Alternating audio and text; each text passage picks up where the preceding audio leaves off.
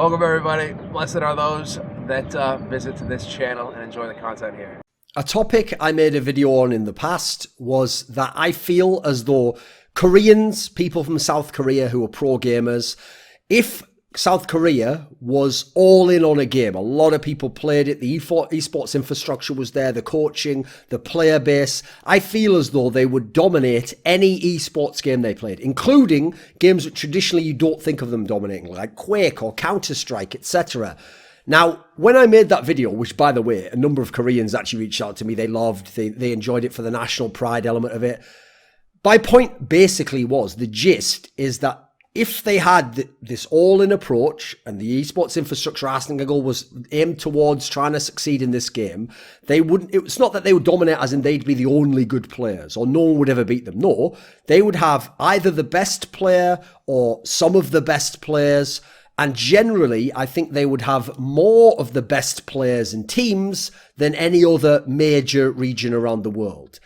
So a key distinction I didn't make in that video, because I've only thought about it now, is that it wouldn't be the same level and kind of same tone and nature to their dominance, depending on the game we're talking about. Like if we look at the different esports games, I think some of them they'd have more dominance in, some of them they'd have dominance but not as much in, and there'd be Westerners, etc., and Chinese who'd have more success.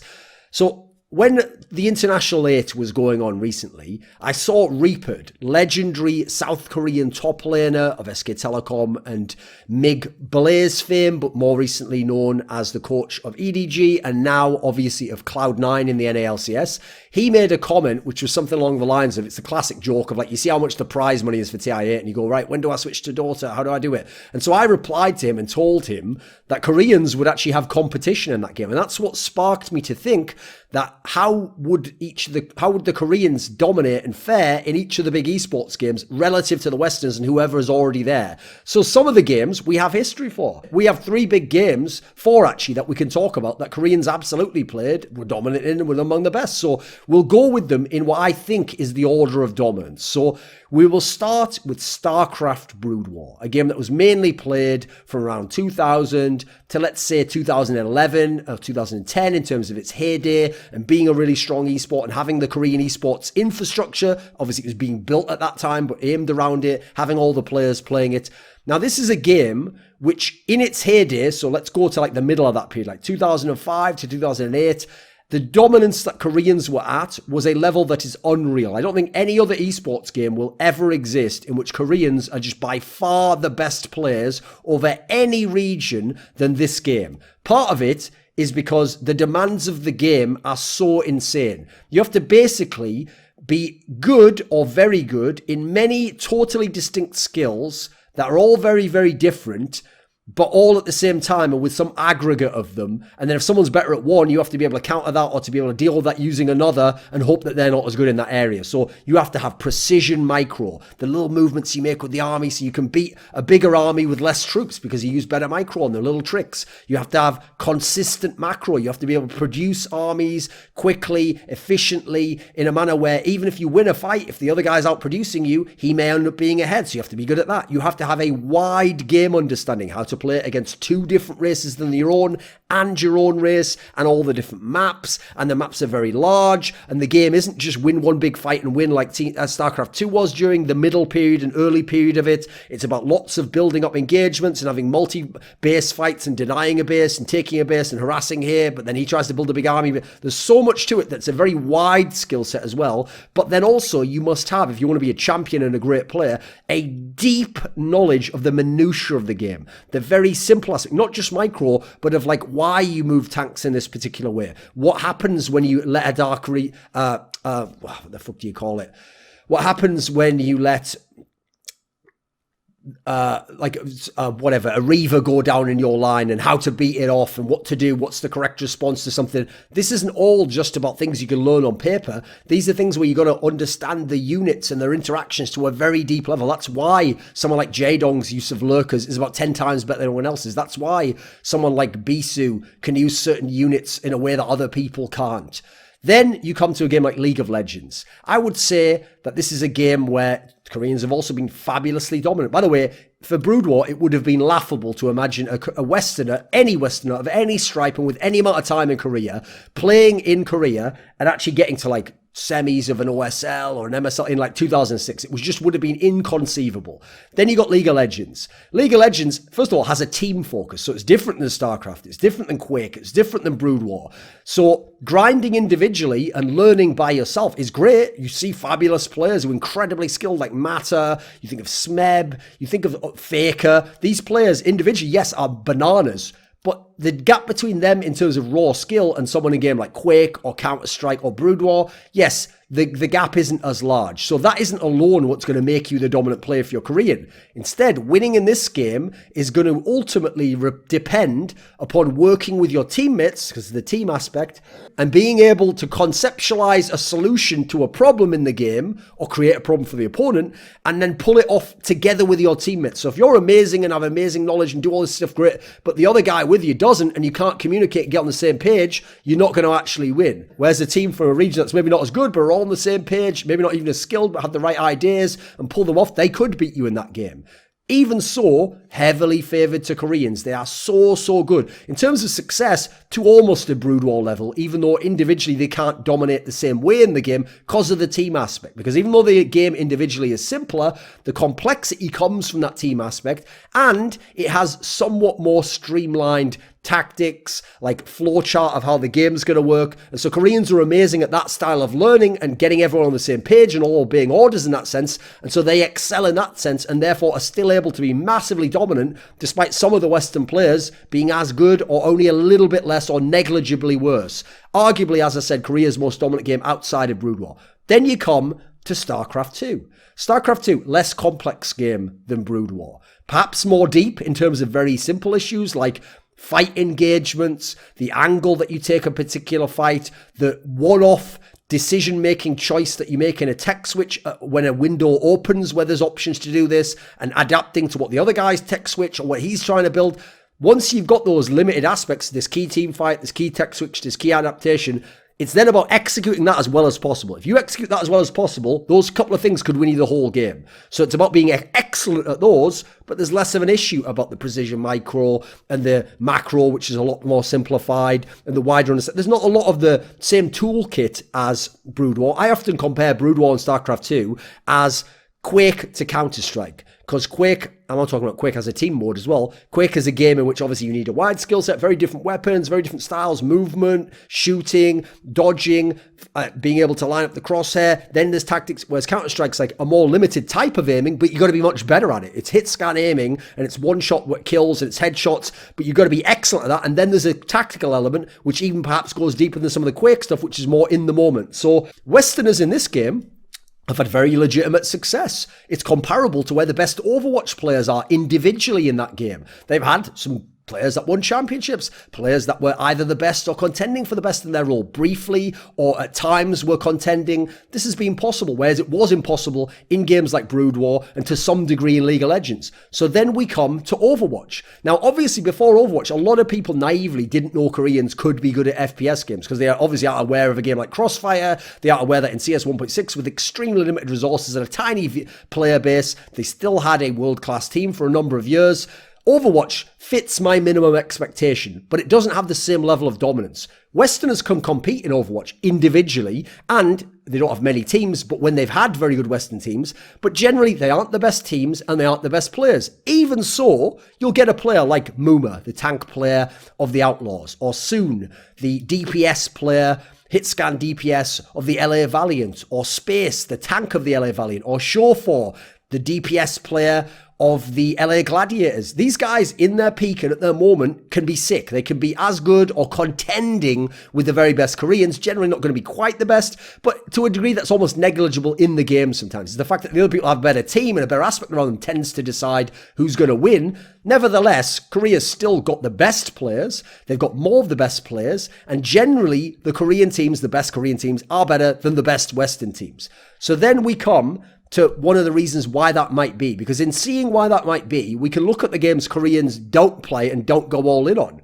So Overwatch is an FPS game. Now, StarCraft 2 and League of Legends, games that Westerners actually are the furthest away in, they're games that are much more rote. They're much more about understanding the response to something, the correct response in a flowchart style sense of what happened, what is going to happen, what should happen. It's more about looking for the correct decision. Something like Overwatch, because it's an FPS, it's more about a mixture of emphasis on precision individual play, because you can aim, and if you can out-aim someone, you can win a fight that, in terms of the correct decision, was the wrong decision. In League of Legends, there's negligible ability to massively outplay someone mechanically, so if you make the correct decision, you engage correctly, you have the right position, you should win that if you are the stronger champions, etc., etc. There's a lot more wiggle room in that sense. The team concept again opens the door for Westerners, because in a game like an FPS game, and one that you don't start and play it out the similar way as you often do in a StarCraft 2 or a League of Legends game with the build or with the specific composition and then how you play map pressure. Instead, there's a lot more creativity and coming up with things on the fly and responses on the fly and adaptations on the fly. So as a result, you're not just relying on drilled concepts. You can be a lot more fluid. If you think of someone in StarCraft 2 like Stefano was a genius of understanding intuitively the feel of the game, the flow of the game, when to seize upon an opportunity, when to be decisive, how to create an engagement. There were players with better micro, there were players with better macro, there were players with better builds, there were players with more experience, but with these aspects combined with a great composure, he could compete with, or sometimes best, the very best Koreans in the world. In Brood War, it wouldn't have mattered. There's so many more skill sets, and you have to be at a very minimum threshold in most of them, that if you're excellent in a couple of them and you add a few more that he's not as good in, he just wouldn't have been as good. And some of the other people who were the great players in Brood War typically had amazing all-round skill sets, would probably have beaten him in quite consistently. In StarCraft 2 though, his strengths are rewarded. It's more about these limited opportunities which he would have excelled in, opportunistically being able to take advantage of, as he did at least early StarCraft 2. I can't comment from StarCraft 2 from about 2015 onwards because I didn't watch it as much, so I won't say that maybe it developed in some other way. Likewise, a sick Quake or CS player, just as with Overwatch, would be very good against Koreans still. Might have his own edges, might be able to out-aim them, might be able to outplay them, might be able to play as good as them, might be able to do amazing shit to make up the gap individually. A Simple would obviously be fantastic against any Korean. But, likewise, Cypher.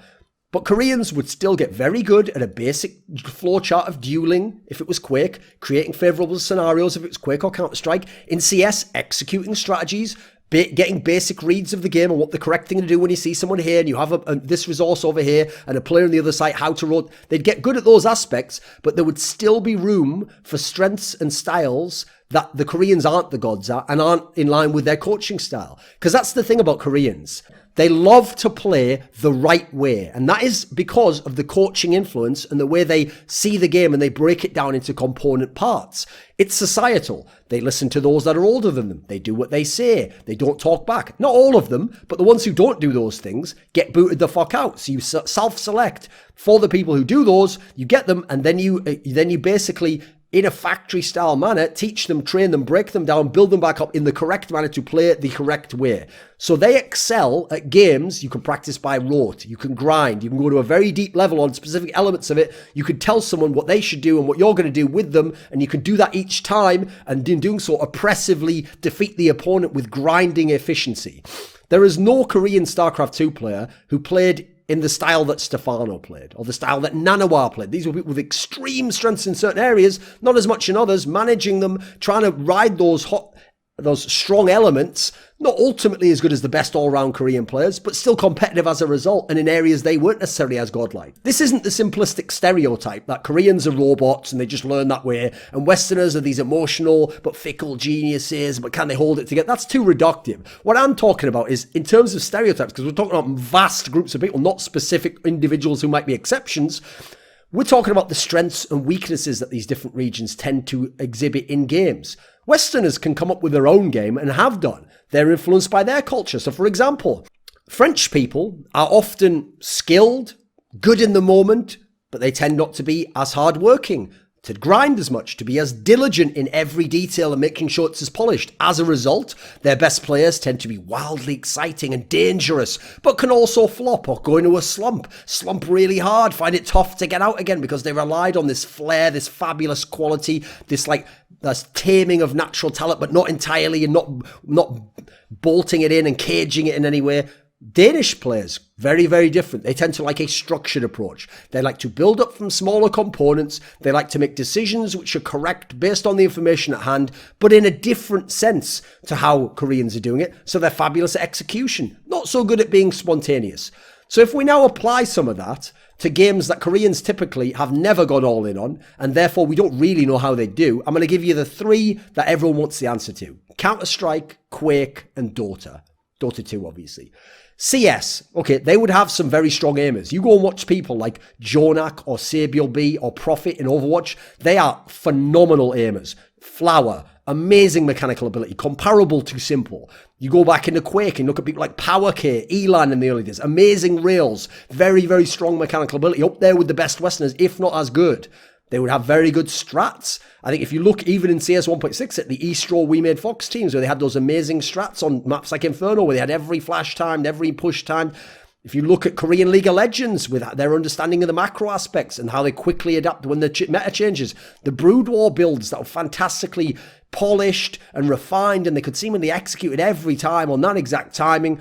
They would be good teammates in terms of doing what they're told as soldiers. But I don't think they could play the way that Fnatic 2015 played, playing around a star player and then playing off him and having people playing off roles, which they're amazing at, and then a wildcard element like JW and being able to harness this all together and to keep it within a moment and then to respond.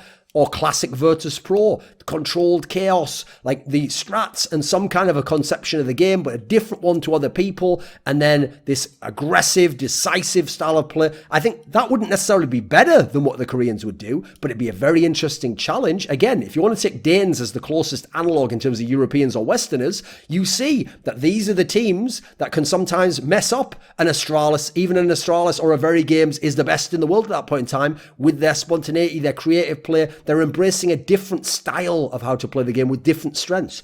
In Quake, again, I think they'd have amazing aim. I think players like Flower, they would have as good aim as Cypher if they were playing a game like Quake from day one. They'd have good map understanding of where you're supposed to go, where the key areas are. I don't think they'd be as good as at the game within a game because that's spontaneous. And so I think people like Avec, very bizarre style of play. Evil, incredibly dominant in terms of how aggressive he is, unyielding, where you think he can't push through this, and he does anyway. Cooler, mind games constantly, using your positioning, strangling you out, not letting you get a chance to get in on him. I think that because these, in theory, aren't the perfect way to play, I think they'd have struggles with this. I think the best players would still be good enough. They'd be among the best or the best, but this would be a game there'd be a lot more parity in. There'd be a lot more closeness, and obviously you can do individual outplays in this game. Lastly, there's Dota. Now, interestingly, I think of the games they would succeed in the most, I think Dota and Quake are the two least. I actually think CS, Dota, and Quake are all among the least. Like, I think if these joined the list, they'd be down there with Overwatch. But I think of all of them, I think Quake, because it's a 1v1 game as well, I think actually would be very hard for Koreans, but they still could have some of the best, if not the best. And in Dota, the key thing is, I think it would be amazingly competitive. Now, admittedly, I think Koreans could have more good teams in the same way Chinese can sometimes.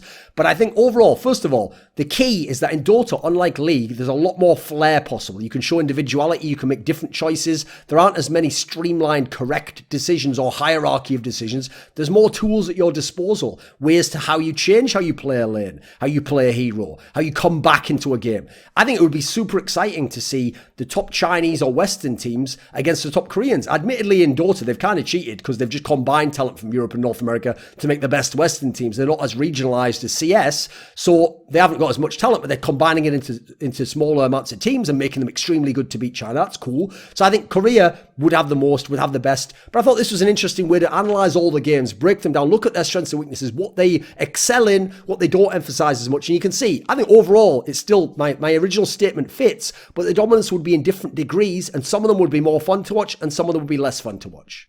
This video was kindly supported by Gardner Wilson, Dean Tanglis, Alex Adams, Eddie Wingfors, Andreas Snazore Westerlund, godawfulwasteofspace, Kyla Harris, Travis Greb, James Harding, Daniel Yordanov, VeXii, Robert Baxter, and a special thanks goes out to Jerky's Minion.